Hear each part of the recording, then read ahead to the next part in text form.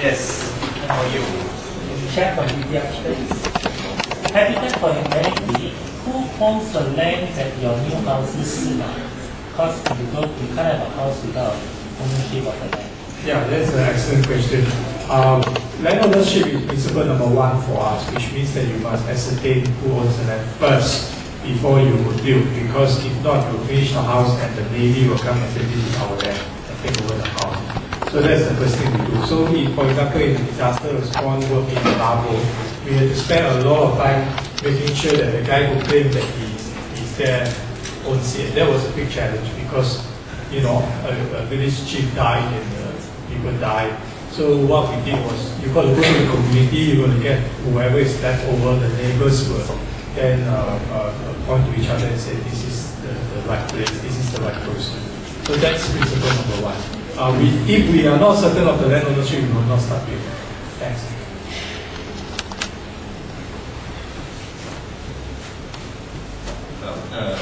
Basically, the question flowing or points flowing, I think it's very exciting.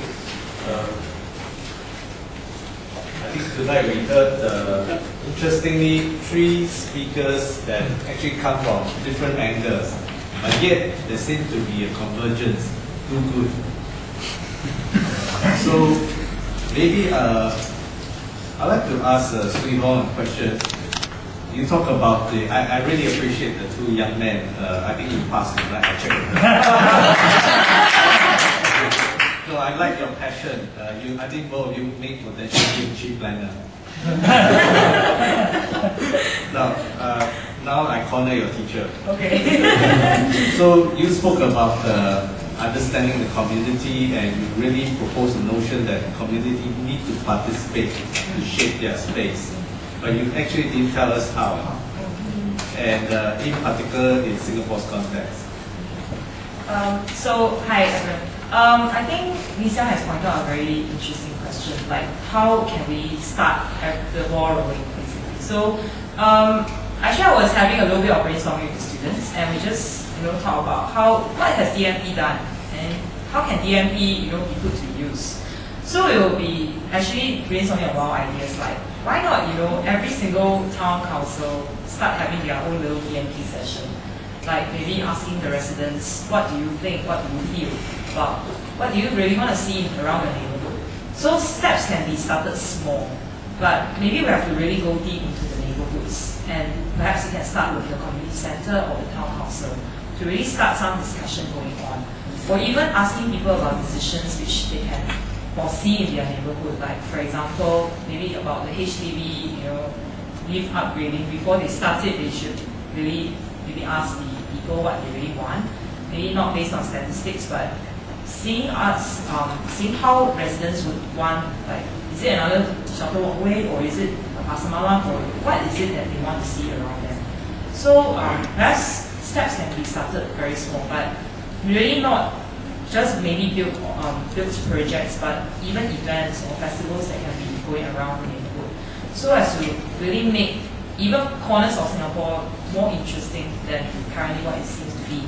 And actually, I was sharing with the students about the IKEA master plan, which I saw interestingly during one of the long lunch break that I took at IKEA Tampines. So yeah, this cannot be reported back to the school. But I was observing actually what the little kids have. This actually small is a club that is proposed by IKEA, and Small Land is actually an initiative started by IKEA for I think kids less than the age of 9. So in Small Land they have their little small ministers. Whereas small ministers, they even have like Makan minister or even ministers for health or something like that in their small land. So every minister actually have a say in what they want to see in their community. And in this little Singapore Master Plan exhibition that's currently ongoing in IKEA Tampines, kids are actually making a very valid voice in what they want to see. Like for example, I can see actually a very distinctive design proposal that they are looking for is actually they want water activities to be happening around the canals in Singapore, and they want to see more waterways being utilized by the community. And even some of the kids are proposing, why not we have theme garden for like different community. Like for example, if I'm living in Ang Mo Kio, I want Ang Mo Kio to be red, and then I want maybe Bukit Batok to be pink. So maybe having, letting the community actually make a choice in what they want to see around them. So little kids like around 7 years old, 7 to 9 are talking about things that they want to see happening around them. So maybe, as planners or architects, we should really start making a choice on whether we should listen to the community. Yeah, so that's about my word. Thanks. Yeah. I think architects have a role to play here as well. In fact, a big role, because communities kind of left on their own to brainstorm and all that might sometimes this is called a large group brainstorming. You need like a spark of direction sometimes, and to help synthesize. I think architects have that. How about start sparking? Because on its own, they may not see the sort of the doors. So I think, So if this takes off, there will be work for.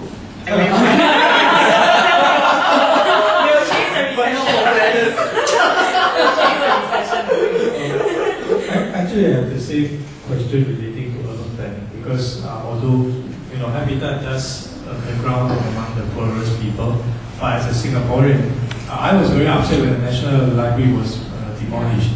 And I think that in the master planning or whatever, there's always this white paper or whatever paper and all that. But it always seems to me as a layperson that in the end, the thing always goes the way the authorities decided that it would go that way, and it always like that. So I'm just wondering whether it's a political kind of a thing, or is there a way to make sure that the voices are heard? But at least I think that I was not asked. I wrote to the press never bothered to publish my paper. I missed the red brick, I missed the honeybees in the Chengdu place, the guy who sold the ice kacang thing, These are memories. As I travel around the world, exactly as you presented earlier, I realized that we look like other cities, in many aspects. And if that were the case, there's actually social political consequences. Then why should I stay here if this place looks exactly like San Francisco, New York, or wherever it may be? So I'm not sure, other than that, whether there's any, I don't know, SIA as an institution, or I don't know how this is done in other countries, because I'm not aware of how this is done. But moving forward without something anti-government, you see, in fact, the few of us are not far apart in age, except Peng.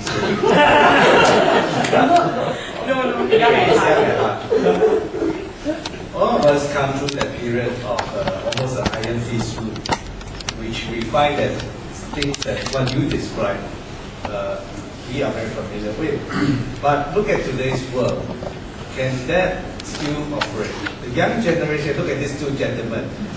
I, when it was their age, would never been allowed to speak like this in the platform so openly. So moving ahead, except for Beng's side, I think the next generation is a very different generation. My gut feel is you can no longer do urban planning the way you used to do it. Because the number one problem is people will soon lose affinity for the ground they live in. Like you said, what's the difference? So do we have a solution? I mean, hearing from all of you, there seems to be a groundswell that we must do good, we must do planning differently, we must understand the community. Maybe there is a time and place now for a very different approach to making communities, not place, not just beautiful urban spaces. What do you think?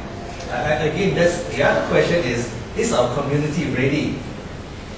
We talk about like great intellectuals here, but your aunties, uncles, are they ready to participate like the way we do? Yes, we must have this, we must have that. Are they ready? You are in touch with the grassroots.